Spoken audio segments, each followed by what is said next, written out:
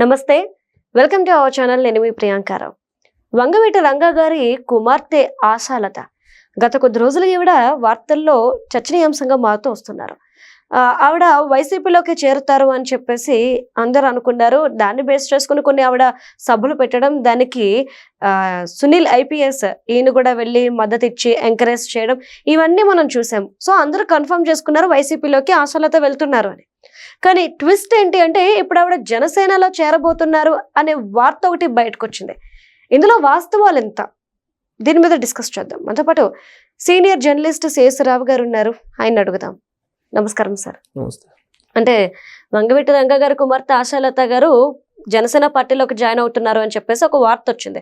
కానీ గతంలో ఏమో ఆవిడ పెట్టిన సభలు, మాట్లాడిన మాటలు చూస్తూ వైసీపీకి సపోర్ట్ గా వైసీపీలోకి వెళ్లేలా ఉన్నాయి. ట్విస్ట్ ఏంటిది? ఇప్పుడు వంగవీటి రంగా గారు సరే, ఆయన భౌతికంగా లేకపోయినప్పటికీ కూడా ఆయనకు ఉన్నటువంటి ఫేమ్ ఏదైతే ఉందో అది కంటిన్యూ అవుతుంది. దాన్ని ఇప్పటి వరకు వంగవీటి రాధా గారు ఉన్నారు కదా, ఆయన అనుభవిస్తూ వచ్చారు. 2004 తర్వాత రాజకీయంగా ఆయన యాక్టివ్గా లేరు, ఓడిపోతూ వస్తూ ఉన్నారు. తెలుగుదేశం పార్టీలో ఉన్నారు ఆయన. అయినప్పటికీ కీలకమైనటువంటి పదవులు ఎక్కడ కనిపించలేదు, లేరు కూడా. ఈ మధ్యకాలంలో వంగవీటి రంగా కుమార్తె ఆశాలత గారు బయటకు వచ్చారు. బయటకు వచ్చి రాధా రంగా మిత్ర మండలి తరఫు నుంచి నేను రంగా స్ఫూర్తితోటి అనేక సేవా కార్యక్రమాలు చేయాలనుకుంటున్నాను అని చెప్పి బయటకు వచ్చారు ఆవిడ. బయటకు వస్తే ఆవిడ వెనకుంది ఎవరు, సపోర్ట్ చేస్తుంది ఎవరు అని అంటే వైఎస్ఆర్ కాంగ్రెస్ పార్టీ వాళ్ళు కనిపించేవాళ్ళు. ప్రత్యేకించి సునీల్ ఐపీఎస్ ఆయన ఈవిడ వైజాగ్లో సమావేశం పెడితే ఆ సమావేశాన్ని సక్సెస్ చేయడానికి సర్వశక్తులు వడ్డారు. ఇవన్నీ చూసిన తర్వాత వైఎస్ఆర్ కాంగ్రెస్ పార్టీలోకి వెళ్తుంది ఆవిడ అనుకున్నారు. మరి ఆల్ ఆఫ్ సడన్గా ఇప్పుడు జనసేన ఎమ్మెల్సీ తోటి రహస్యంగా భేటీ అయ్యారు ఆవిడ జనసేన పార్టీలోకి చేరడానికి అని చెప్పి వినిపిస్తుంది. మరి ఎందుకు ఈ పరిణామం వచ్చింది? అసలు ఆవిడ అడుగులు వేయటమేమో రాజకీయపరమైనటువంటి అడుగులు వేశారు. రాజకీయాల్లోకి వస్తారా రారా అంటే నేను ఇప్పుడే చెప్పలేను, నేను రాధా రంగా మిత్రమండలి తరఫు నుంచి సేవా కార్యక్రమాలకు మాత్రం నేను పరిమితం అవుతాను అని చెప్పి అనేక కార్యక్రమాలు చేస్తూ రాజకీయపరమైన అడుగులు వేస్తూ ఉన్నారనేది అందరికీ తెలిసినటువంటి విషయమే. అఫీషియల్గా ఆవిడ చెప్పకపోయినప్పటికి కూడా ఇప్పుడు ఆవిడ జనసేనలోకి వస్తున్నారని చెప్పి వినిపిస్తుంది. అంతకుముందేమో కన్నబాబు గారు, పేర్ని నాని వీళ్ళందరూ ఆవిడ్ని వైఎస్ఆర్ కాంగ్రెస్ పార్టీలోకి తీసుకెళ్ళడానికి ప్రయత్నం చేస్తున్నారు అనేది చాలా బలంగా వినిపించింది. మారినటువంటి రాజకీయ పరిణామాలు, రాష్ట్రంలో జరుగుతున్నటువంటి పరిణామాలు, వీటన్నిటిని గమనించిన తర్వాత బహుశా ఆశాలత గారు ఇప్పుడు జనసేనలోకి వెళ్ళడానికి సిద్ధమవుతున్నట్టు వస్తుంది న్యూస్. జనసేన సంబంధించిన ఒక ఎమ్మెల్సీ ఈ మొత్తం ఆపరేషన్ చేస్తున్నారు. ఆవిడ త్వరలోనే జనసేన పార్టీలో చేరబోతున్నారు అనేది వినిపిస్తుంది. మరి ఎందుకు ఆవిడ ఒకసారిగా యూటర్న్ తీసుకున్నారు? వైఎస్ఆర్ కాంగ్రెస్ పార్టీ వైపు వెళ్తూ ఉన్నారు ఆవిడ.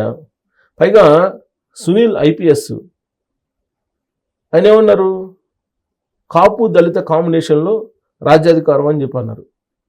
కాపు దళిత కాంబినేషన్లో రాజ్యాధికారం అని చెప్పి కాపుల వైపు నుంచి ఆశాలతని, దళితుల వైపు నుంచి జడాశ్రావణు, తర్వాత సునీల్ ఐపీఎస్ వీళ్ళందరూ బయలుదేరారు. ఈ రెండు కాంబినేషన్లో రాజ్యాధికారం రావాలి, డిప్యూటీ సీఎం ఏమో దళితులకి, సీఎం ఏమో కాపులకి అని చెప్పి ఆయనే సునీలే అనౌన్స్ చేశాడు కదా సునీలే. ఈ మధ్యకాలంలో డిప్యూటీ సీఎం నేనే అని చెప్పి చెబుతున్నారు జడాశ్రావణ్ గారు, నేనే డిప్యూటీ సీఎం నెక్స్ట్ రాబోయే రోజుల్లో అని చెప్పి ఆయన చెబుతున్నారు. మరి సీఎం ఎవరు కాపుల్లో అని అంటే ఆయన రకరకాల పేర్లు చెబుతున్నారు. ఆ పేర్లు కూడా చెప్పారు అప్పుడు. సరే, ఆ పేర్లు నేను మళ్ళీ రిపీట్ చేయడం, ఆ పేర్లు కూడా చెప్పారు వాళ్ళు.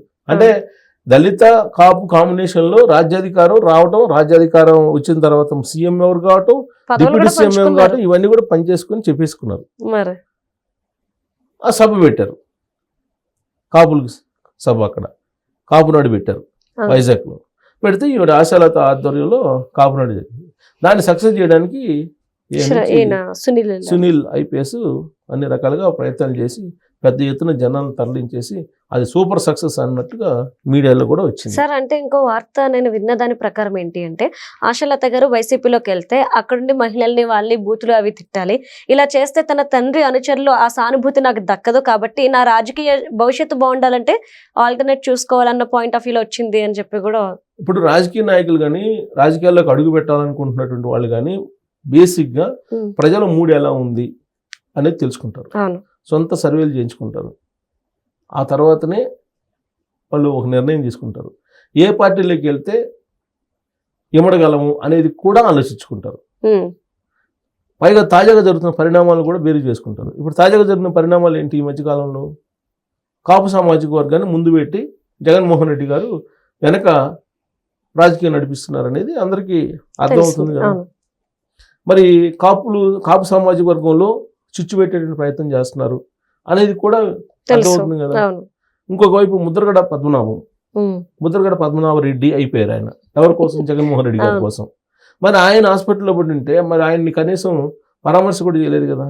లేదు, మీడియాలో వచ్చిందని చెప్పి సజ్జల రామకృష్ణారెడ్డి గారు ఏదో ముక్కుబడిగా వచ్చేసి వెళ్ళిపోయారు.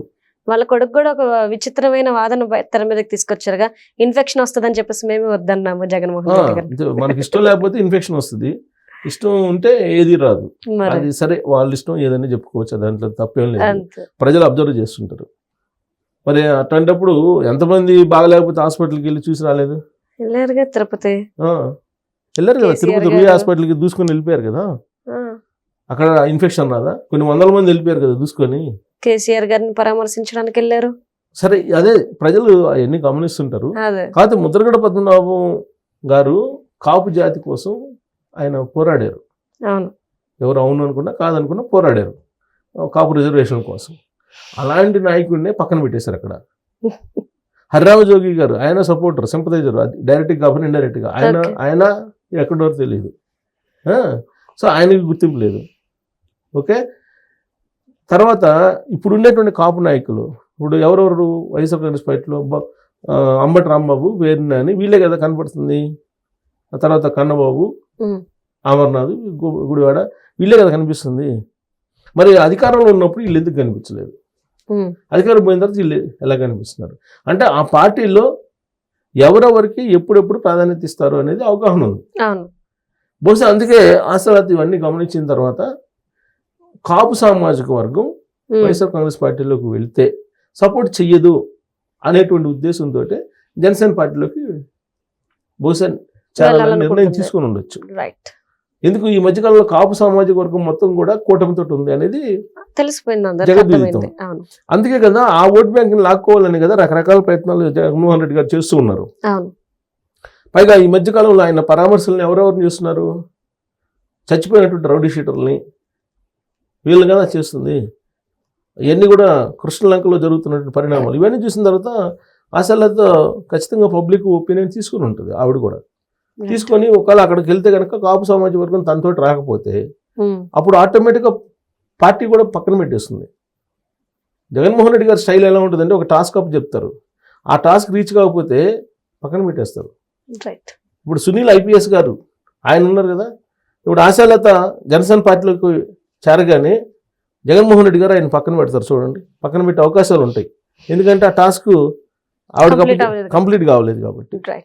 సో రాబోయే రోజుల్లో ఆశాలత జనసేన పార్టీలోకి చేరిన తర్వాత ఖచ్చితంగా చాలా మార్పులు వైఎస్ఆర్ కాంగ్రెస్ పార్టీలో ఉండే అవకాశాలు ఉన్నాయి.